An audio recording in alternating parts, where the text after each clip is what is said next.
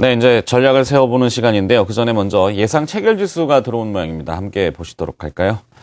네, 호가는 그렇게 나쁘진 않은 것 같습니다. 물론 이제 동시 개장쯤에 가서 다시 또 호가가 변하겠지만 제가 주목하는 부분은 유로화의 큰 폭 하락에도 불구하고 역외 우리 환율은 상승폭이 작았습니다. 1원 90전이고요. 이것이 오히려 시장에 조금은 안도할 수 있는 그런 요소가 아닌가 이렇게 보여집니다. 자, 전문가들은 어떻게 생각하는지 한번 들어볼까요? 830 전략입니다. 와운의 서호수, 서동구 두 전문가 연결돼 있습니다. 안녕하십니까? 네, 안녕하십니까? 네, 오늘은 키워드, 키포인트를 무엇으로 주셨는지 또 화면 보고 갈까요? 먼저 서호수 전문가입니다. 추가 반등을 예상한다. 네, 긍정의 신호를 주셨군요. 서동구 전문가의 업종 종목 전략도 보죠. 은행과 건설주는 조정을 받을 때 단기적으로 공략 포인트가 나올 수 있다. 이렇게 보내오셨습니다. 자, 먼저 서호수 전문가의 이야기부터 들어보죠. 추가 반등 가능성, 예상 이렇게 해주셨는데 반등 가능하겠습니까? 네. 자, 우리 시장 어저께 아침에 제가 언급드린 대로 환율 하락에 따른 외국인 매도 감소가 그대로 일어났습니다. 해서 어저께부터 드디어 정별 효과에 기인한 그런 반등이 시작이 됐습니다. 이번 반등 목표치는요, 1차적으로 20일 이동평균선이 있는 지점입니다. 해서 아직까지는 조금 더 올라갈 자리가 있다. 이렇게 보여집니다. 잠시 후에 다시 한번 확인하도록 하겠습니다. 자, 코스피 지지와 저항입니다. 먼저 지지라인입니다. 1차 지지라인 1962포인트입니다. 2차 지지라인 1950포인트입니다. 저항라인입니다. 1차 저항라인 1986포인트, 2차 저항라인 1992포인트가 되겠습니다. 자, 미증시 흐름. 유럽 쪽에서 문제가 해결이 돼도 또 잡음이 들리는데요. 미국 증시는 별로 그렇게 그다지 크게 신경 쓰지 않는 그러한 모습이 연출이 계속되고 있습니다. 그래서 키프로스 사태라는 것이 결국은 미국의 다우지수라든지 S&P 지수를 흔들 만한 그런 요인은 되지 못한다는 것이 계속적으로 확인이 되고 있습니다.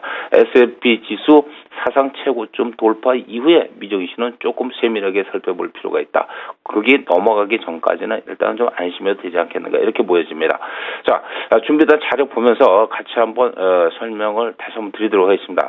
자, 코스피는요, 정별 효과라고 하죠. 60, 120, 240이 정별로 이와 같이 이격이 확대된 구간에서 강력한 반등 존에서 반등을 시작을 했고요. 이 반등의 목표치는 1차적으로 20일 이동평균선이 위치한 지점이 되겠습니다. 현재 20일 이동평균선 위치가 1992포인트입니다. 저 자리는 장중에 계속 움직이는 자리이기 때문에 여러분들이 GTS상에서 20일 이동평균선을 확인을 하시면 되겠습니다. 자, 그래서 오늘 같은 경우에는요, 지금 보시게 되면은 20일 이동평균선은 우하향으로 밑으로 밀어내는 자리고요. 또 아래쪽에 보시면 10일 이동평균선은 우하향으로 밑으로 내려와 있기 때문에 주가는 가운데 있기 때문에 20일 이동평균선이 밀어내는 자리, 그리고 10일 이동평균선은 아래쪽에서 잡아 당기는 자리입니다. 즉 오늘은 강력 저항을 받는 그러한 자리라고 볼 수 있죠. 즉 장중 변동성은 강하지만 그래도 시장은 목표치를 향해서 또 올라갈 가능성이 매우 높다. 이렇게 생각을 하면서 대응 전략을 세우는 것이 맞지 않나 이렇게 보여집니다. 자, 대응 방법입니다. 일단 우리가 그 기준라인은 5주선이 기준라인이라고 할 수 있는 5주 이동평균선 지금 1990포인트에 있는데요. 이 자리를 돌파시키는 게 급선무입니다. 지금 이 아래쪽에서 위치하고 있는 이 자리는 전부가 다 수비적 위치가 되겠고요. 5주선 돌파한 다음에 2030까지는 중립 포지션이 되겠고 2030을 넘어가야지만 비로소 공격적인 자리가 생긴다라고 생각을 하시면 되겠습니다. 시청자 여러분들은 여기 맞춰가지고 비중 조정을 해나가시면 될 것 같고요. 어저께 언급드린 대로 환율입니다. 환율 1120원대의 강력 저항 구간에 부딪히면서 어저께 상당 큰 폭으로 떨어졌는데 추가적으로 더 조정받을 가능성이 매우 높다. 이렇게 보여지거든요. 그래서 환율이 1120원대를 거꾸로 타고 올라가는 이러한 현상이 벌어지지 않는다고 했을 경우에는 시장은 21선 위치까지 추가적 반등은 가능하지 않겠는가. 일단 이렇게 보고 있습니다. 네, 일단 시장 전략에 대한 이야기 먼저 들어봤습니다. 다음은 업종 종목 전략입니다. 서동구 전문가님, 은행과 네네. 건설주 이야기를 해주셨는데 어떤 의미죠? 네, 시장이 이제 어제 같은 경우에는요, 대외적인 불확실성이라든가 이런 부분이 개선에 대한 기대감으로 코스피 시장 중심으로 중심으로 동반, 급반 등세가 연출이 됐죠. 오늘부터는 단기적으로 업종이나 종목별로 어떤 상승의 흐름들이 좀 변화되는 모습들이 나타날 가능성이 높습니다. 그런 관점에서 외부적인 요인보다는 내부적인 흐름에서 수혜가 예상이 되는 은행이라든가 건설주를 중심으로 조정이 연출될 때 단기적으로 저점에서의 매수 전략이 가능한 구간이다라고 말씀을 드리고 싶은데요.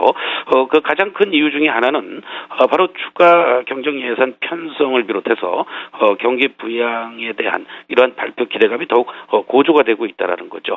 바로 이러한 측면에서 또 다음 달에는 금리 인하에 대한 기대감도 커지고 있는 이러한 요인으로 작용이 되면서 은행 업종들과 건설 업종 등이 어떠한 그 단기적인 재료로서 수혜가 예상이 된다라고 볼 수가 있겠습니다.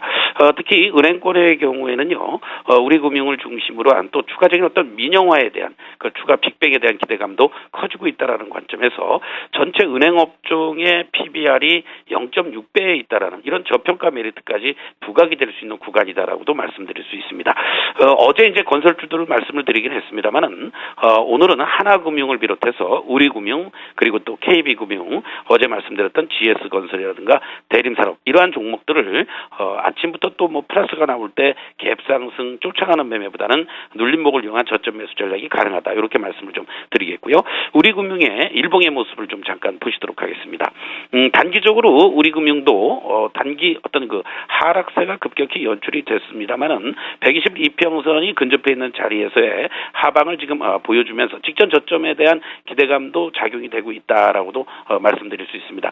1차적으로 반등을 주고 있죠. 그리고 어제를 기점으로 해서 기관들 중심으로 3일 연속 순매수가 유입이 돼주고 있다라는 거. 그리고 또 무엇보다도 모처럼 거래량도 다시 조금은 더 증가되는 이러한 모습들을 보여주고 있습니다.